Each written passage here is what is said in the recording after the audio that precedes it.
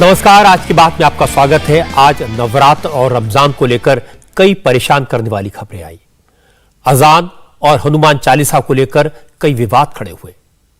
सबसे चौंकाने वाली खबर राजस्थान से आई। यहां अशोक गहलोत की सरकार ने आधिकारिक तौर पर ऑफिशियली यह आदेश जारी किया कि रमजान के दौरान मुस्लिम इलाकों में बिजली कटौती न की जाए। मुस्लिम बस्तियों में 24 घंटे पावर सप्लाई हो। इस तरह का आदेश बाकायदा मंत्री के निर्देश पर जारी हुआ।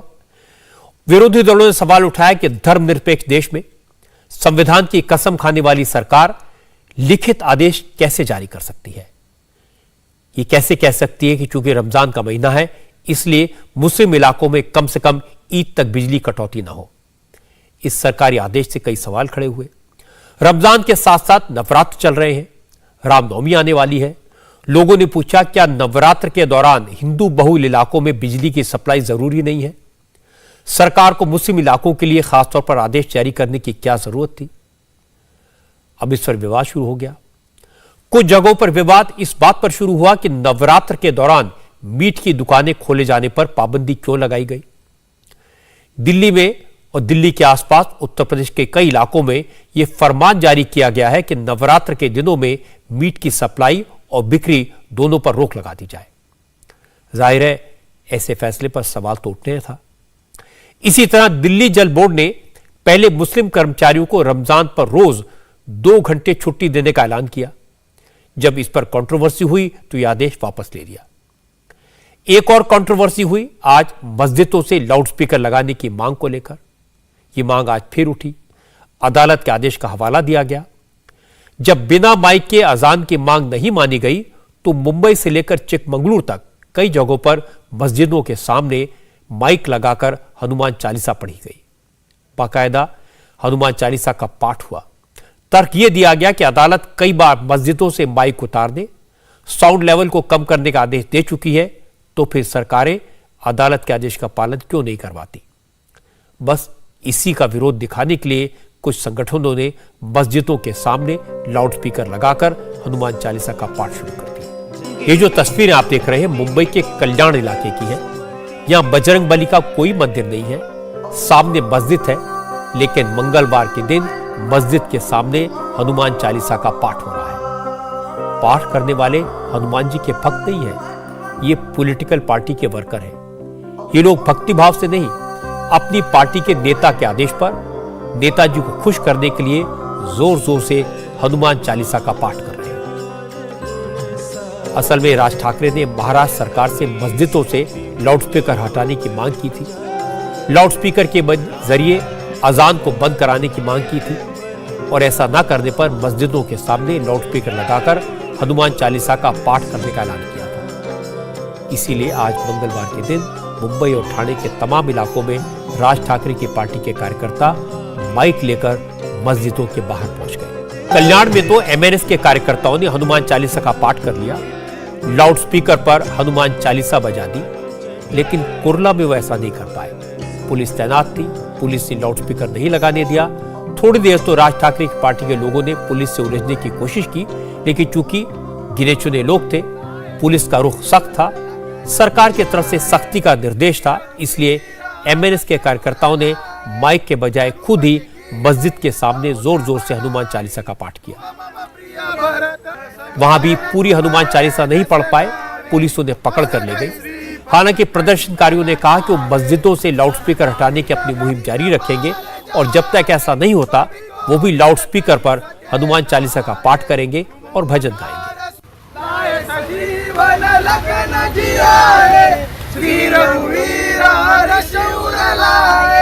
रघुपति की नहीं बहुत बड़ाई, तुम मम प्रिय भरत सब धन तुम्हारे जैसे गावे, असगई श्रीपति कंठ लगावे, सनकादिक ब्रह्मिक पाल जहाते।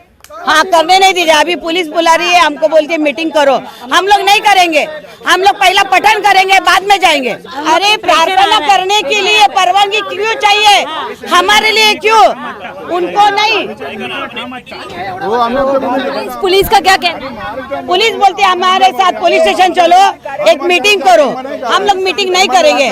पुलिस हम लोग को सहकार्य कर रही है, हम लोग को बता रही है कि आप ये मत करो, लेकिन हम लोग उनका रिस्पेक्ट करते हैं पुलिसों का, लेकिन इतने सालों से मस्जिद के ऊपर भूंगा बजता है, हमने कभी उनके ऊपर ये लिया क्या, कुछ एक्शन लिया है क्या? तो अगर हम लोग एक दिन हमारे मंदिर के ऊपर हनुमान चालीसा का प्रार्थना लगाएंगे तो इसमें प्रॉब्लम क्या है? असल में सारे लोग राज ठाकरे की पार्टी के हैं और बीजेपी इस मुद्दे पर राज ठाकरे को मौन समर्थन दे रही है। राज ठाकरे मस्जिदों से लाउडस्पीकर को हटाने की मांग को कानूनी बताते हैं।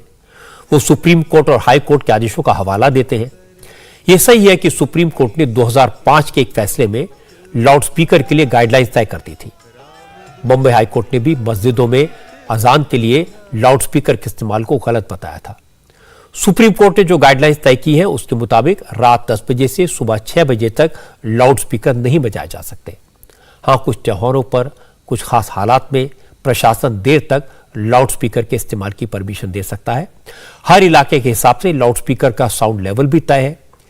रेजिडेंशियल एरिया में दिन में 55 डेसिबल और रात में 45 डेसिबल से ज्यादा साउंड लेवल के इस्तेमाल की परमिशन नहीं है। हालांकि लाउडस्पीकर का साउंड लेवल 80 डेसिबल से ज्यादा होता है।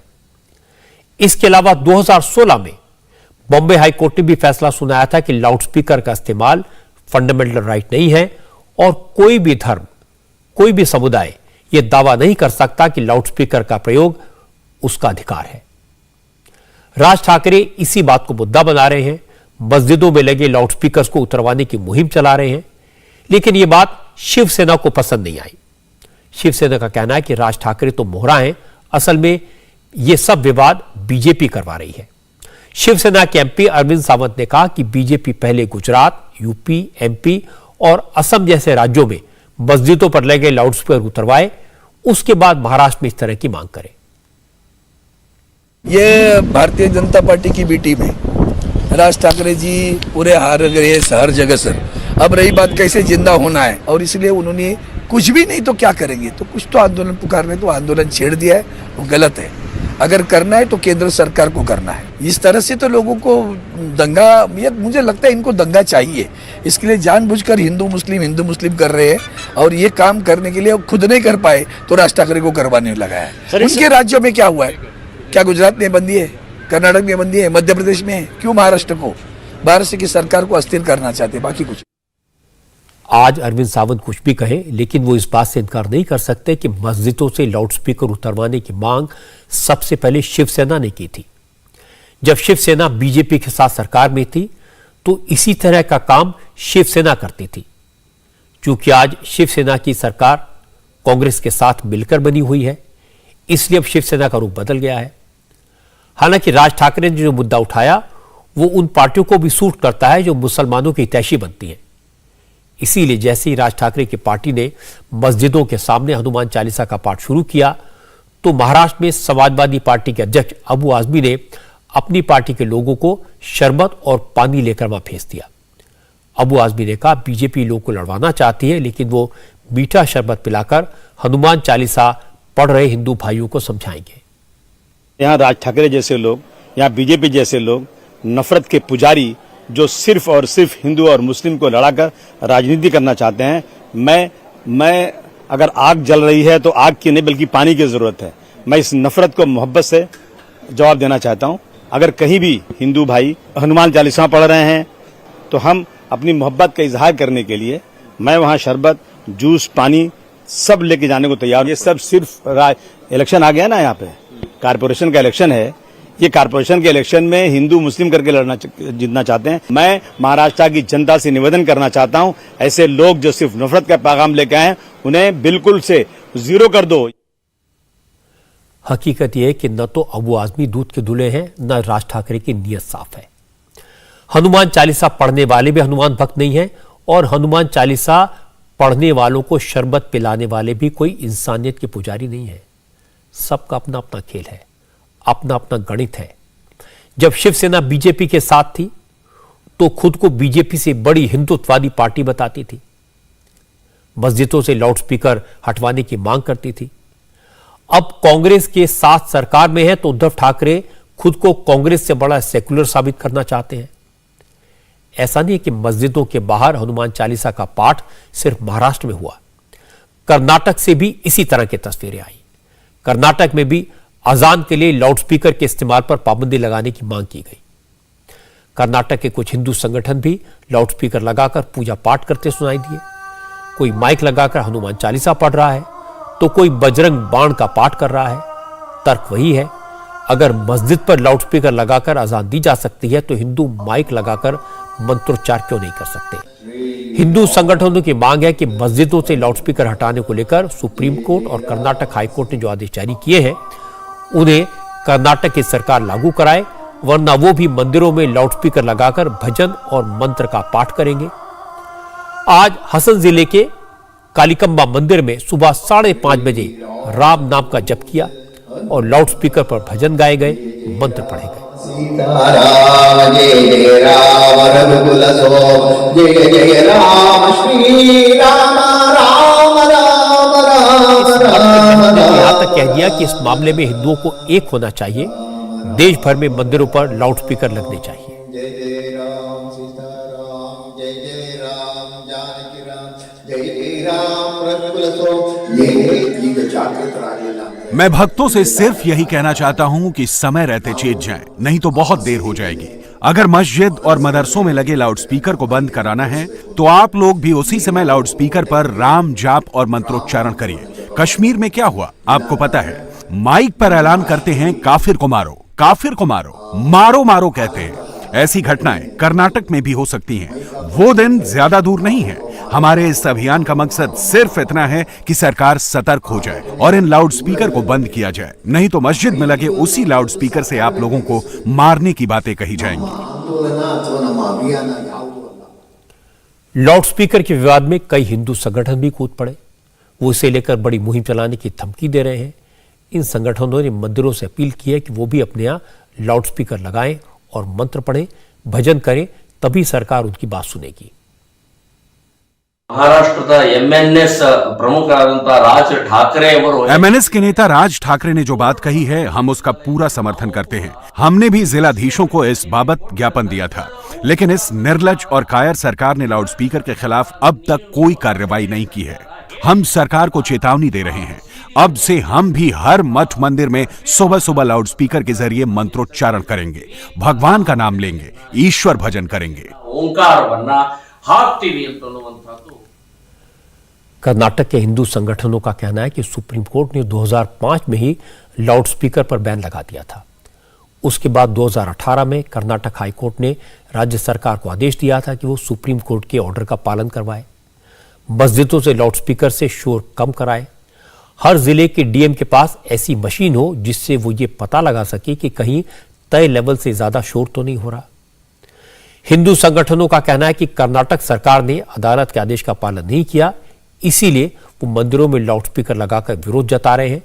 जिस दिन मस्जिदों से लाउडस्पीकर हट जाएंगे उस दिन वो भी मंदिरों से लाउडस्पीकर हटा लेंगे। सुप्रीम कोर्ट का यह आदेश है कि रात को 10 बजे से सुबह 6 बजे तक कौन सा भी प्रकार का लाउडस्पीकर का उपयोग करना मना है।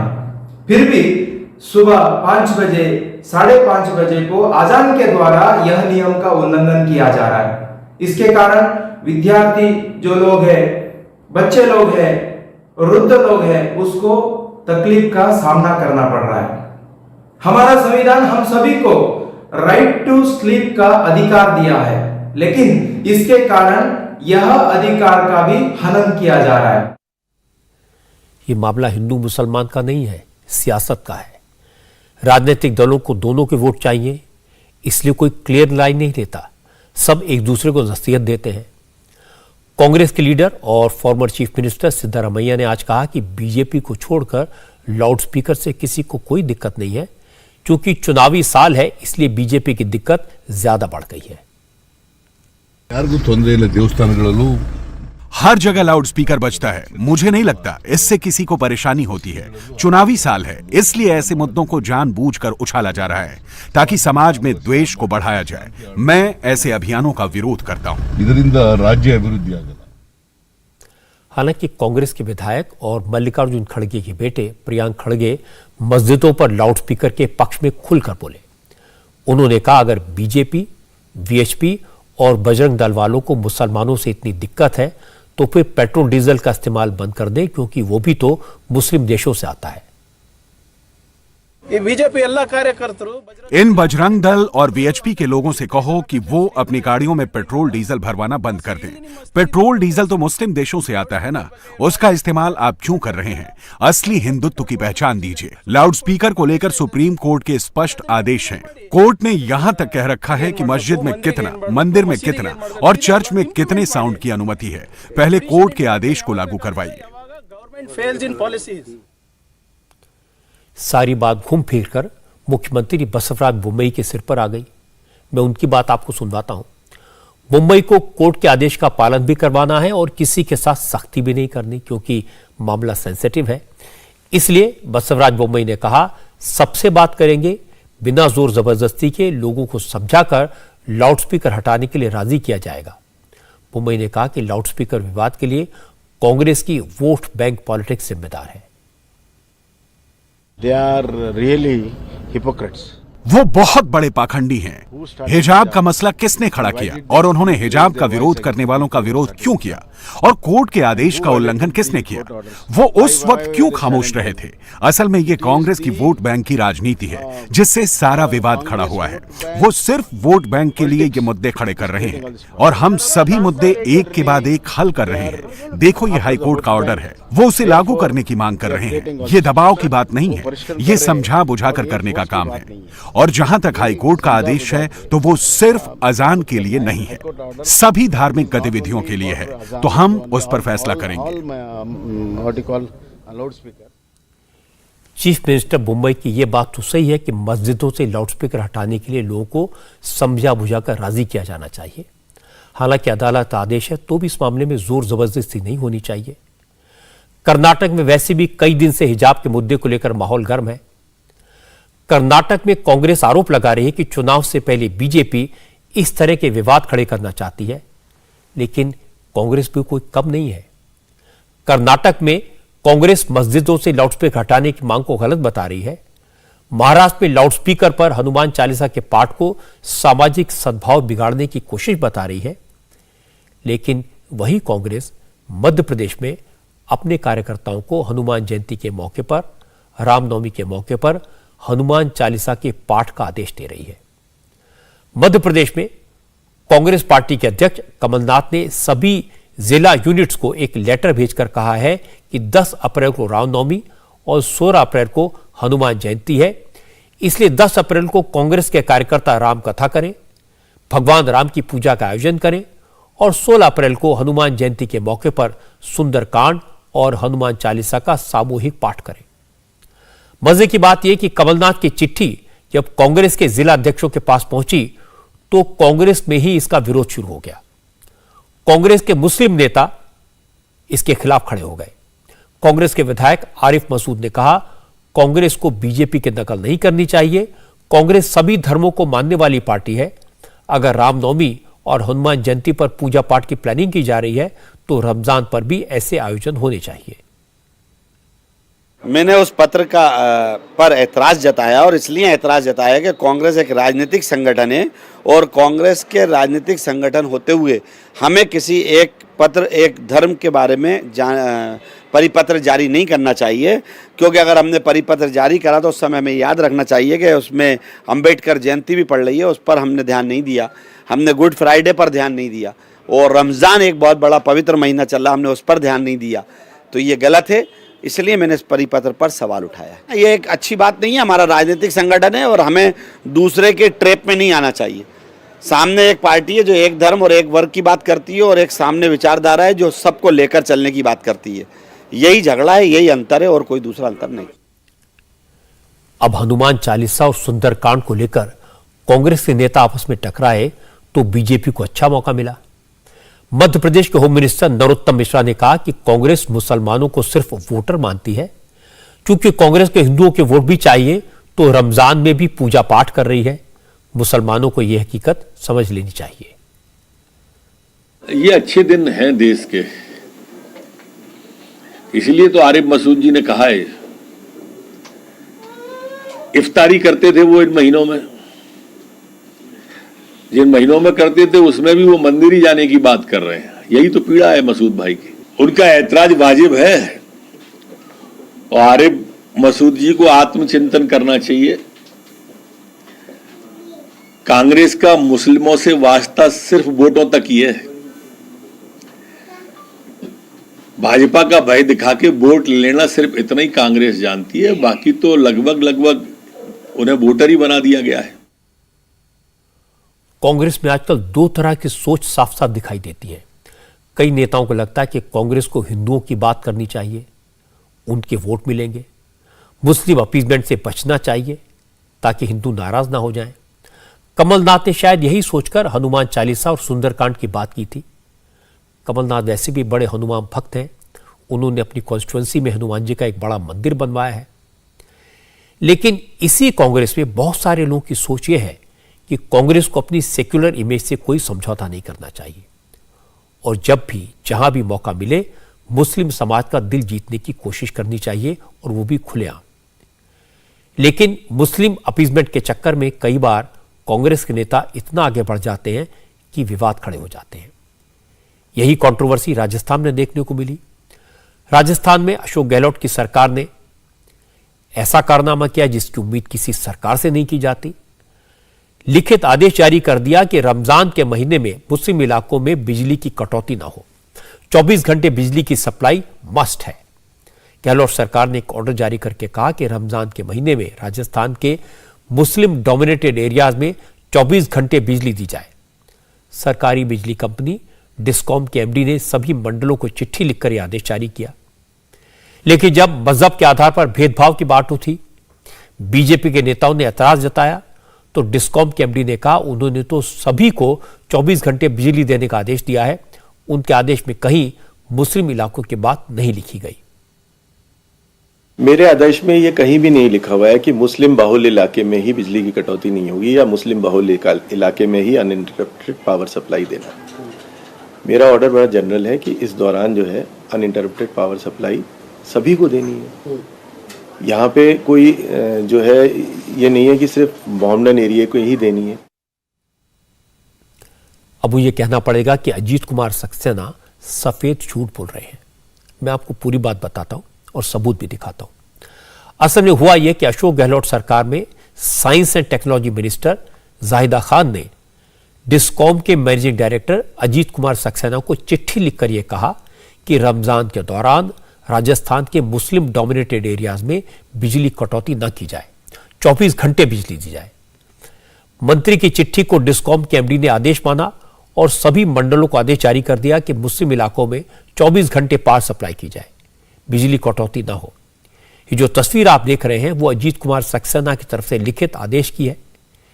ये उसकी कॉपी है और इसमें साफ साफ लिखा कि मुस्लिम डोमिनेटेड एरियाज में बेरोक टोक बिजली दी जाए जिससे रोजेदारों को परेशानी ना हो। चूंकि ऑर्डर रिटन था इसलिए बीजेपी ने इसे बड़ा इशू बना दिया। केंद्र सरकार के water resource minister Gajendra Singh Shekhawat ने कहा कि कांग्रेस शुरू से ही इस तरह की सियासत करती रही है। कांग्रेस की सरकार से इससे ज्यादा की उम्मीद और की भी नहीं जा सकती। किस तरह से कोई कल्पना भी इस बात की कर सकता है कि एक क्षेत्र विशेष में जहां मजहब विशेष के लोग रहते हैं केवल उन्हीं के लिए सरकार चिंता करेगी? ये समाज को बांटने के संस्कार कांग्रेस पार्टी के नेताओं को डीएनए में मिले हैं। आज़ादी के समय से लेकर के ये देश को बांटने का काम इन्होंने किया, मजहब के आधार पर समाज को बांटने का काम किया, ऊंचे और नीचे के नाम पर समाज को बांटने का काम किया, भाषाओं के नाम पर प्रांतों को बांटने का काम इन्होंने किया। जिन्होंने जिंदगी भर बांट करके अपनी राजनीतिक रोटियां सेकी हों, उनसे मुझे लगता है कि इससे ज़्यादा अपेक्षा भी नहीं हो सकती। बीजेपी के नेताओं ने राजस्थान सरकार के आदेश पर सवाल उठाए, लेकिन राजस्थान के पावर मिनिस्टर भंवर सिंह भाटी ने कहा इसमें गलत क्या है, गर्मी ज्यादा है, मुसलमानों को 1 महीने तक रोजे रखने होते हैं, उन्हें दिक्कत ना हो, परेशानी ना हो, इसलिए हर साल रमजान के दौरान 24 घंटे बिजली की सप्लाई होती है। इस बार भी आदेश दिया गया तो कौन सी नई बात है, कौन सी गलत बात है? चूंकि रमजान का महीना है, 1 महीने तक हमारे मुस्लिम समाज के लोग पूरे दिन का उपवास रखते हैं, रोजे रखते हैं, तो उसमें ऐसी स्थिति में गर्मी चूंकि बहुत तेज़ शुरू हो गई है, तो गर्मी की वजह से किसी प्रकार की दिक्कत नहीं हो इसलिए हमेशा हर वर्ष इस तरह के आदेश सरकार के द्वारा दिए जाते हैं। रमजान के महीने में रोजेदारों को परेशानी ना हो, गर्मी की वजह से कोई दिक्कत ना हो, इसके अच्छे इंतजाम हो, इसमें कोई गलत बात नहीं है। लेकिन सरकार यह आदेश दे कि सिर्फ मुस्लिम इलाकों में 24 घंटे बिजली सप्लाई दी जाए, यह ठीक नहीं है। और अब तक यही होता आया है। बकरीद पर 24 घंटे पानी की सप्लाई, रमजान के वक्त 24 घंटे बिजली की सप्लाई, बड़ी बड़ी सरकारी इफ्तार पार्टियां। अगर कोई यह कहे कि हिंदू त्योहारों पर सरकार इस तरह का आदेश जारी क्यों नहीं करती, तो उसे मुस्लिम विरोधी घोषित करने की कोशिश होगी। इन्हीं हरकतों के कारण समाज में दूरियां बढ़ती हैं, क्योंकि लोग मजहब के आधार पर भेदभाव को देखते हैं, महसूस करते हैं। सोचिए, कांग्रेस राजस्थान में रमजान के दौरान मुस्लिम इलाकों में 24 घंटे सप्लाई का आदेश दे रही है, लेकिन इधर दिल्ली में नवरात्र के दौरान मीट की दुकानों को बंद रखने के आदेश को मुस्लिम विरोधी बता रही है। साउथ दिल्ली में नगर निगम के मेयर ने एक आदेश जारी किया है, जिसमें साफ साफ कहा गया कि नवरात्र में मांस बेचने वाले अपनी दुकानें न खोलें, क्योंकि नवरात्र में ज्यादातर लोग व्रत रखते हैं, लहसुन प्याज तक नहीं खाते। इसलिए अगर मीट की दुकानें खुली होंगी तो उनकी भावनाओं को ठेस पहुंचेगी। इस इलाके के मेयर मुकेश सोरेन ने कहा वो इस आदेश को सख्ती से लागू करेंगे। दिल्ली की भावनाओं का ध्यान रखते हुए, उनके सेंटिमेंट्स का ध्यान रखते हुए, जब मैं मंदिर जाता हूं, मैं स्कूलों में जाता हूं, मैं इंस्पेक्शन पे जाता हूं, मैं जब वार्डों में घूमता हूं, तो मुझे बहुत सारी ये कंप्लेंट मिली थी ड्यूरिंग नवरात्रा कि हम लोग व्रत रखते हैं, मंदिर जाते हैं, रास्ते मीट की दुकान मिलती है, बड़ी गंदी बदबू मारती है, ओपनली मीट कटता रहता है। तो इस चीज़ को लेकर के संज्ञान लेने के लिए बोला गया था। हमने इसकी जब बातचीत की और लोगों से पूछा, तो लोगों की राय थी कि नवरात्रों के दौरान जब हम लहसुन और प्याज भी घर में नहीं खाते, छोड़ देते हैं, तो चिकन और मटन की तो बात ही करना और सोचना भी हमारे दिमाग से परे की बात है। तो हमने ये फैसला लिया और हम ये फैसला स्वागत योग्य है। दिल्ली की पूरी जनता इसका स्वागत कर रही है। और आज मैं उन मीट शॉप वालों का भी धन्यवाद कर रहा हूँ कि उन्होंने भी स्वतः संज्ञान लेकर के अपनी सारी दुकानें अपने आप बंद करने का, रखने का, क्योंकि 90% वैसे ही दुकानें ऑलमोस्ट बंद रहती नवरात्रों में। तो जो बाकी 10% बची हुई दुकानें थी, उन्होंने भी अपना शटडाउन करने का, बंद करने का 11 तारीख तक फैसला लिया है। पूर्वी दिल्ली के मेयर श्याम सुंदर अग्रवाल ने भी कहा कि नवरात्र में उनके इलाके में मांस की दुकानें बंद रहेंगी। उन्होंने इस बारे में कोई ऑर्डर तो जारी नहीं किया, लेकिन यह बता दिया अगर मीट की दुकानें खुली तो एक्शन होगा, लाइसेंस रद्द होगा और दुकान सील हो सकती है। क्योंकि हम लोग प्याज भी नहीं यूज करते, लहसुन भी यूज नहीं करते, तो मेरा मानना है मीट को भी दुकानें बंद होनी चाहिए। इसीलिए मैंने सभी मीट विक्रेताओं से अपील की है कि वे इन दोनों अपनी दुकानें बंद रखें, हिंदू भावनाओं को समझें, उनकी भावनाओं को समझते हुए अपनी दुकानों को बंद रखें। इससे आपसी सौहार्द बढ़ेगा। एक हम लोगों का नियम है कि सप्तमी, अष्टमी और नवरात्र के दिन स्लॉटर हाउस नहीं चलेगा। जितना भी मीट बिकता है वो स्लॉटर हाउस के माध्यम से कट के ही बिकता है। अवैध आप कटिंग नहीं कर सकते। स्लॉटर हाउस जब बंद होगा तो मीट नहीं जाएगा, नहीं मीट कटेगा नहीं। बीजेपी के एमपी प्रवेश वर्मा ने और भी कमाल की बात कही। उन्होंने कहा कि दिल्ली की तरह दूसरे राज्यों में भी नवरात्र में मीट की दुकानों को बंद करना चाहिए। प्रवेश वर्मा ने कहा इस तरह के फैसलों से सामाजिक सद्भाव मजबूत होता है। हमारे देश की संस्कृति ये कहती है कि जब भी त्योहार हो, एक दूसरे के धर्म का हमको सम्मान करना चाहिए। और मैं साउथ एनसीडी द्वारा इस उठाए गए कदम का पुरजोर स्वागत करता हूं। और मैं चाहता हूं कि तीनों नगर निगम इसको लागू करें, पूरे दिल्ली एनसीआर और नहीं पूरा देश इसको लागू करे। और हम कैसे एक दूसरे के धर्म के प्रति सम्मान रखते हैं, ये पूरी दुनिया को सीख जानी चाहिए। यह समझना मुश्किल है कि मीट की दुकानें बंद करने से सामाजिक सौहार्द कैसे बढ़ेगा, लेकिन बीजेपी ने नवरात्र के दौरान मांस की दुकानें बंद रखने का आदेश किया है। इसके पीछे सियासत है। तो दिल्ली के चीफ मिनिस्टर अरविंद केजरीवाल ने भी अपनी सियासत की, चुपके से मुस्लिम भाइयों को थोड़ी सहूलियत दे दी। दिल्ली जल बोर्ड ने अपने मुसलमान कर्मचारियों को रमजान के दौरान रोजाना 2 घंटे की छुट्टी देने का ऐलान किया। असिस्टेंट कमिश्नर की तरफ से भेजे गए इस लेटर में कहा गया कि रमजान के दिनों में यानी 3 अप्रैल से 2 मई तक या जब तक ईद नहीं होती तब तक मुस्लिम कर्मचारी दिन में 2 घंटे की छुट्टी ले सकता है। हालांकि जैसे ही दिल्ली जल बोर्ड के इस आदेश पर चर्चा शुरू हुई, कंट्रोवर्सी खड़ी हुई, दूसरे धर्मों के कर्मचारियों ने सवाल उठाए, तो दिल्ली जल बोर्ड ने अपना आदेश वापस भी ले लिया। इस बार नवरात्र और रमजान एक साथ आए हैं। दोनों पवित्र त्योहार हैं, दोनों आपसी भाईचारे और प्यार मोहब्बत से रहने का संदेश देते हैं। लेकिन नवरात्र और रमजान के नाम पर जो हो रहा है वो इसका बिल्कुल उल्टा है। अगर इबादत के लिए छुट्टी देनी है तो हिंदू और मुसलमान में फर्क कैसे हो सकता है? अगर बिजली की सप्लाई देनी है तो रमजान और नवरात्र में भेदभाव कैसे हो सकता है? अगर अजान के लिए लाउडस्पीकर की आवाज से परेशानी है तो लाउडस्पीकर पर हनुमान चालीसा पढ़ना इसका जवाब कैसे हो सकता है? जोर जबरदस्ती से किसी का भला नहीं होता, बातचीत से रास्ता निकाला जा सकता है। इसी तरह मीट की सारी दुकानें बंद करने की मांग करने का भी कोई औचित्य नजर नहीं आता। मैंने कई हिंदू दुकानदारों की बात सुनी है जो कहते हैं वो भी देवी के भक्त हैं, नवरात्र मनाते हैं, पर अचानक मीट बेचने पर पाबंदी लगने से उनका भी बड़ा नुकसान होगा। लेकिन यह कड़वा सच है कि नवरात्र और रमजान पर सियासत हो रही है। सियासत करने वाले इधर भी हैं और उधर भी, और जब तक ये लोग नहीं चाहेंगे तब तक माहौल नहीं बदल सकता। अब मैं आपको दिखाता हूं कि दंगे के दौरान तमाशा देख रहे पुलिस वालों की तस्वीर। 2 अप्रैल को राजस्थान के करौली में दंगा हुआ। हिंदू नववर्ष के मौके पर निकाले गए जुलूस पर पथराव हुआ, आगजनी हुई, और हैरानी की बात यह कि यह सब राजस्थान पुलिस की मौजूदगी में हुआ, पुलिस वालों की आंखों के सामने हुआ। दंगाई पत्थरबाजी करते रहे, लाठी डंडे चलाते रहे और पुलिस के जवान खामोशी से देखते रहे। आज इसके सबूत सामने आ गए। ये जो तस्वीरें आप देख रहे हैं ये 2 अप्रैल की हैं, करौली की हैं। दंगाइयों की भीड़ हिंदू संगठनों के जुलूस पर हमला कर रही है, लाठी डंडे लेकर दंगाइयों की भीड़ जुलूस पर अटैक कर रही है। छतों से पत्थर चल रहे हैं और गलियों से निकलकर लाठी डंडों से लैस लड़के हमला कर रहे हैं। वीडियो में राजस्थान पुलिस के जवान भी आपको दिखाई देंगे।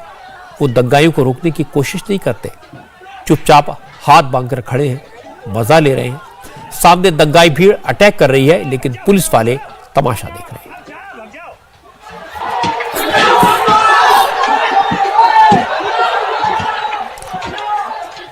ऐसे एक दो नहीं, कई सारे वीडियोस हैं।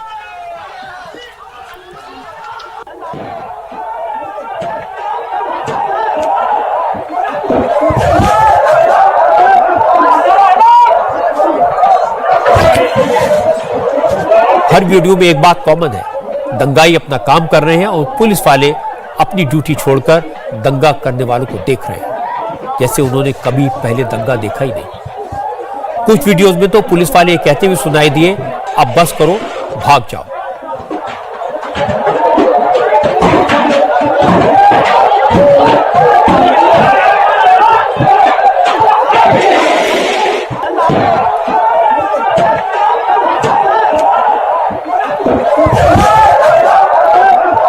हिंसा की एक और तस्वीर आपको दिखाता हूं। इस वीडियो में दिखेगा कि पथराव शुरू हो गया है, लोग तेजी से इधर उधर भाग रहे हैं, पुलिस वाले भी दौड़ रहे हैं, तो लोग पत्थरबाजी कर रहे हैं, वो इस वीडियो में साफ साफ दिखाई दे रहे हैं।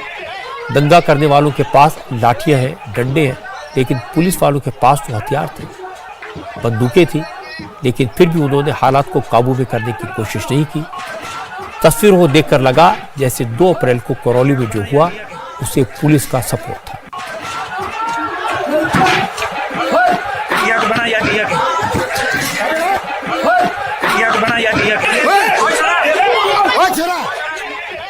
आपको एक और तस्वीर दिखाता हूं। इस तस्वीर में आगजनी और धुआं दिखाई दे रहा है।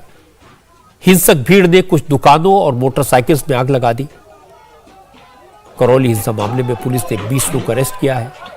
करौली में हिंसा के बाद आज चौथे दिन भी तनाव है। आज भी करौली शहर में कर्फ्यू लगा रहा। शहर में इंटरनेट सर्विस अभी भी सस्पेंडेड है। करौली शहर के हटवारा बाजार में 2 अप्रैल को जो हिंसा हुई थी उसे लेकर करौली पुलिस ने जो एफआईआर दर्ज की है उसकी कॉपी मेरे पास है। इस एफआईआर में राजस्थान पुलिस ने माना है कि हिंदू संगठन की तरफ से जो बाइक रैली निकाली गई वो शांतिपूर्ण तरीके से मस्जिद के सामने से निकल रही थी।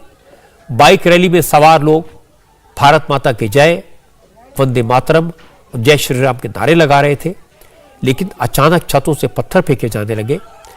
एफआईआर में लिखा कि जिम सेंटर और आसपास की दुकानों से 100 से 150 लोग बाहर आकर लाठी डंडे बरसाने लगे। एफआईआर के मुताबिक अचानक पथराव की वजह से वहां इतनी भगदड़ मच गई कि हालात बिगड़ गए।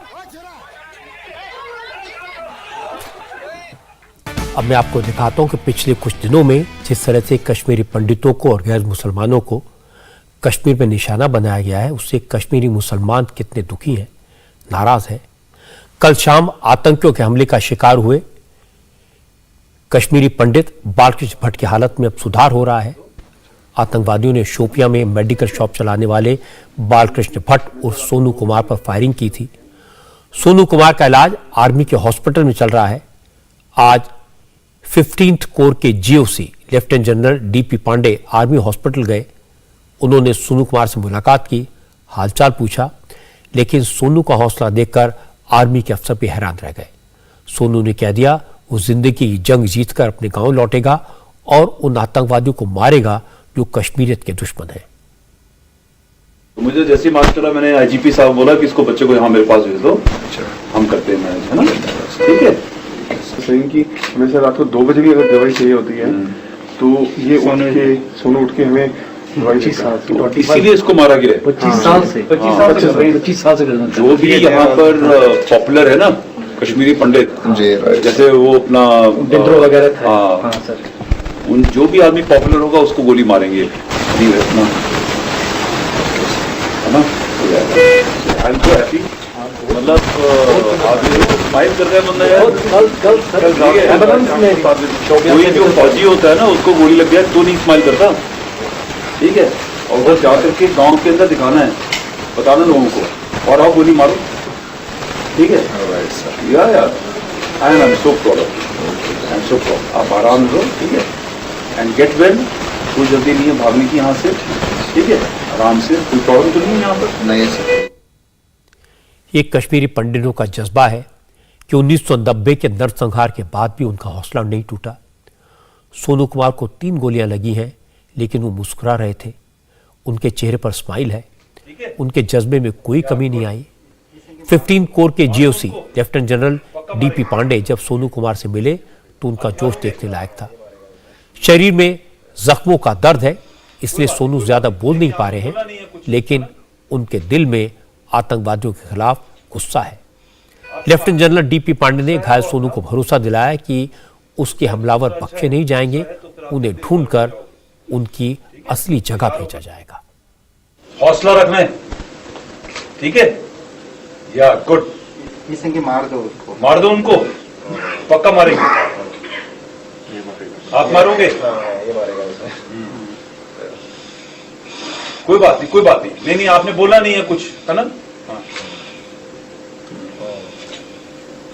आप ही मारना।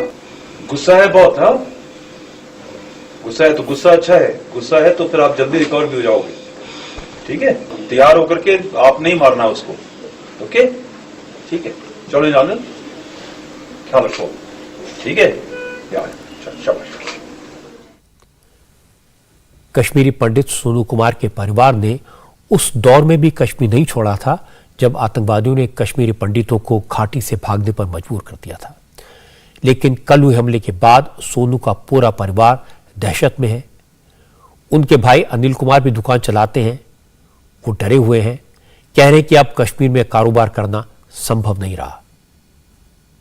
मैं वहाँ अपने दुकान पे बैठा था, ये अपने दुकान में अंदर बैठे थे, मैं बाहर ही बैठा था। तो ये तकरीबन 7:50 पे हुआ।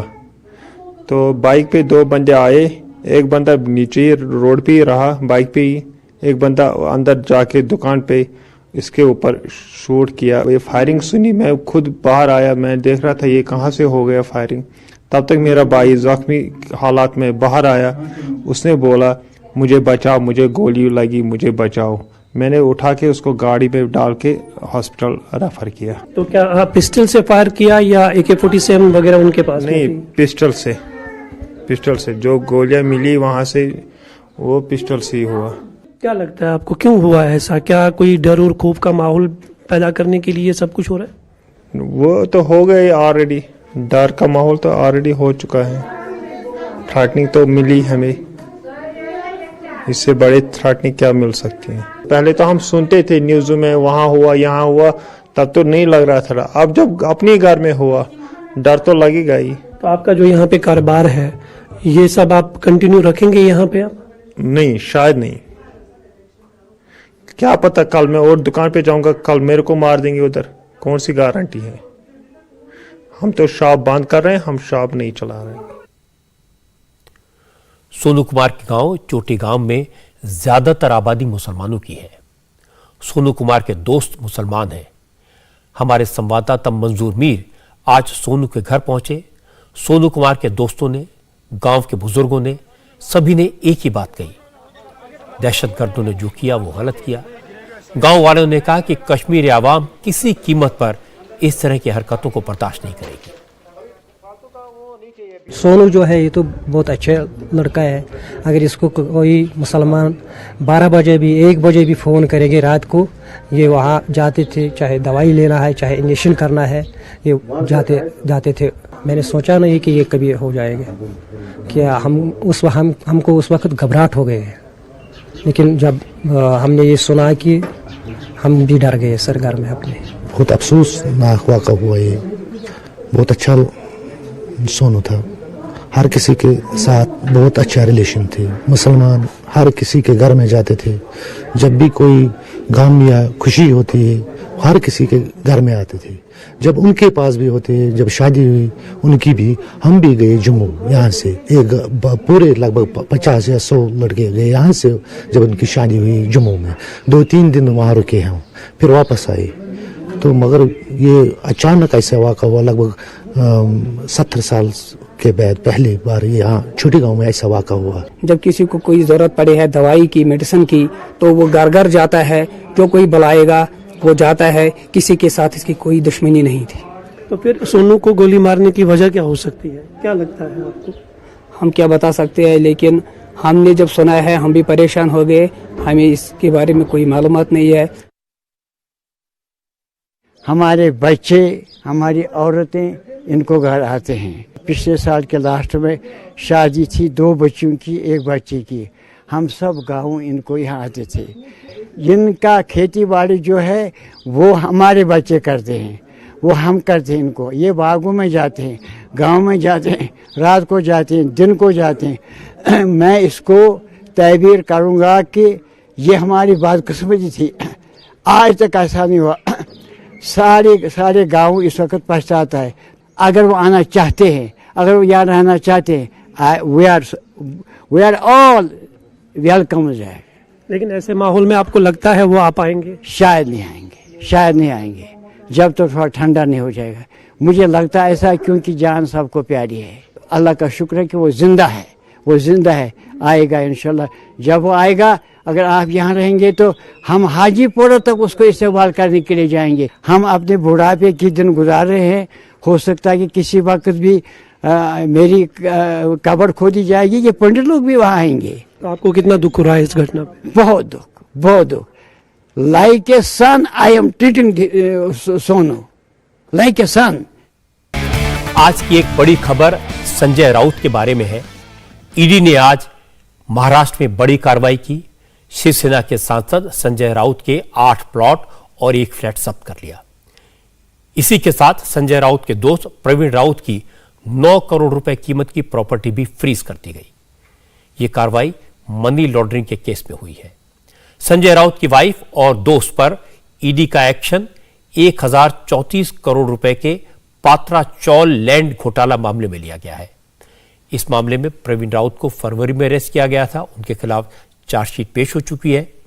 संजय राउत की जो प्रॉपर्टी अटैच हुई है वो उनकी वाइफ के नाम पर है। जैसे ही ईडी ने एक्शन लिया तो संजय राउत ने इसे डराने वाली कार्रवाई बताया। संजय राउत ने कहा कि कार्रवाई होने दो, वो डरने वाले नहीं हैं।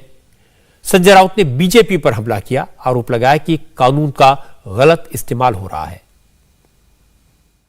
हमको नोटिस तक नहीं आया है, हमको पूछा भी नहीं है भाई ये क्या है।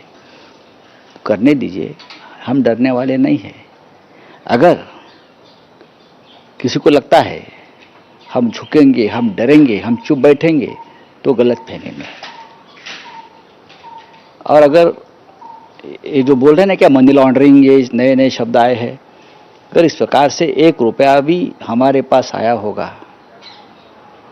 तो और उस 1 रुपये से हमने प्रॉपर्टी में कहीं खरीद की होगी परचेस, तो ये छोड़ दीजिए, वो जो अटैच किया वो छोड़, जो भी हमारे पास है वो सभी प्रॉपर्टी मैं भारतीय जनता पार्टी को दान कर दूंगा। सबको चिंता है कि ये देश कहाँ जा रहा है और कानून को जिस तरह से अपना बंदी बनाकर रखा है, कानून को कोठे पे नचाया जा रहा है अपने इशारों पे, सब चिंतित है। संजय राउत की बात तो सही है कि वो किसी से नहीं डरते, वो हमेशा खुलकर अपनी बात कहते हैं और कई बार उन्होंने केंद्र सरकार पर तीखे हमले किए हैं। लेकिन बीजेपी के नेता किरीट सोमैया कहते हैं कि राउत डरते इसलिए नहीं क्योंकि उन्होंने महाराष्ट्र को लूटा है। वो किसी से डरते नहीं, इसीलिए तो इतना पैसा लूटा उन्होंने। अब ये तो प्रॉपर्टी जब्त तो हो चुकी और संजय राउत ने खुद ही कबूल किया था कि मैं माफिया हूं। 8 महीने पहले 55 लाख रुपए जब ईडी के पास वापस दिए, उसी दिन उन्होंने अपना गुनाह कबूल कर लिया। जो गोरेगांव के पतरा चाल के हजारों गरीब झोपड़पट्टी वासी है, उनको बेघर किया संजय राउत ने, उनके पार्टनर प्रवीण राउत ने, उसके आका राकेश वाधवा ने एचडीएल पीएमसी बैंक के पैसे लूटे और उसके कारण क्या क्या फॉरेन टूर, सब विमान की टिकट, होटल बुकिंग, इतनी संपत्ति, इतनी प्रॉपर्टी, ये सब का हिसाब अभी तो बाहर आएगा। संजय राउत अकेले नहीं है, नवाब मलिक पर एक्शन हुआ है, अनिल देशमुख पर एक्शन हुआ है, महाराष्ट्र के कई नेता ईडी के शिकंजे में हैं। लेकिन महाराष्ट्र की राजनीति की सच्चाई यह है कि नेताओं ने करोड़ों अरबों की संपत्ति बनाई, किसी ने एजुकेशन सेक्टर में तो किसी ने सरकारी जमीन पर कब्जा करके प्लॉट काटे, बिल्डिंग्स बनवाई। और यह अलग बात है कि पहले एक्शन नहीं होता था, अब एक्शन होने लगा है, लोग पकड़े जाते हैं, संपत्ति जब्त होती है, तो परेशानी होना स्वाभाविक है। लेकिन इसे एक सियासी एंगल दिया जाता है। बंगाल में अभिषेक बनर्जी के खिलाफ एक्शन हुआ तो कहा गया चुनाव के कारण बीजेपी विरोधियों को परेशान कर रही है। पंजाब में चरणजीत सिंह चन्नी के रिश्तेदारों पर रेड हुई तो कहा गया राजनीति है। यूपी में समाजवादी पार्टी के नेताओं के घर पर रेड हुई तब भी कहा गया कि यह चुनाव की वजह से हुआ। लेकिन महाराष्ट्र में तो कोई इलेक्शन नहीं है, यहां तो कोई चुनाव नहीं है। संजय राउत कह रहे हैं कि उन पर महाराष्ट्र की सरकार गिराने का प्रेशर है, वो इसके लिए तैयार नहीं है, इसलिए एक्शन हो रहा है। अब कौन यकीन करेगा कि संजय राउत कोई सरकार बना सकते हैं या किसी सरकार को गिरा सकते हैं। इंडिया टीवी हर वक्त हर जगह डाउनलोड करने के लिए सर्च करें India TV news Google play store या ऐप स्टोर पर।